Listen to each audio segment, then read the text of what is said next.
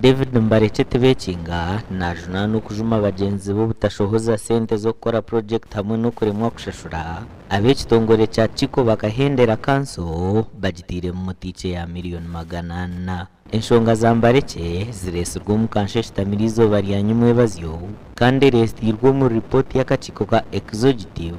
eshomirwa mu hwezu wa meya Priska Murongo kugira ngo office ya meya katunge barha iyo kwetombwita ku rugomba kozi. The Chief Finance Officer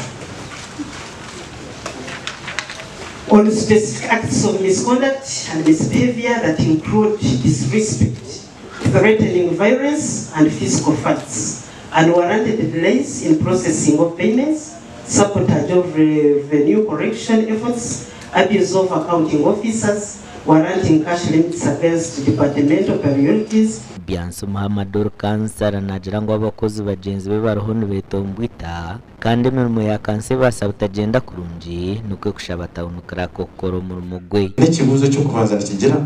miliyoni mukaga ziyatwiri bakamugira zishashure akanga kuzishashura yowe kakansara mbere ni imanya ndi stekira ya ngwa provinga umuntu kuza kumushashura bona kigambo miliyoni mukaga bakavumuhireza ki ahari cyane mukamawe ako apologizing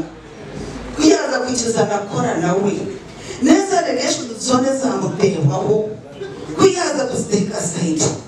the institution iteka kuvuza. So you honorable speaker, let the investigation be done. Let this man be set aside for investigation. Kandi tuchira abentengesa ngo bantu bareba bakuza mu investigating nabo bari n'ubamwana reka barondeko bitengije omkwetonga naho Mbareke najara ngo ariyo nahiganisa ubwagumize ngo kigenderwa caba bari kumuhiganisa no kusherekera bigwire kandi najara ngo bakahereza sentomburiyo bugwire main aim no kushereka ebigwire ninga sente zibagize reki ezibibiri bacireba ejuniyo nanka main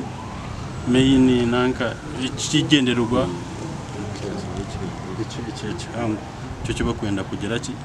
cyo cyo barebere bakagezo bagira ngo bakani ikibanyihira ha system bakanyiha rights ngo bakani benda ku capacity building njeteki ogunajara ngo ayetegwire kuzaharo baja kacondozubwa ahabwo kubatayine mushango amakoraga gashakwa Edson Kinene.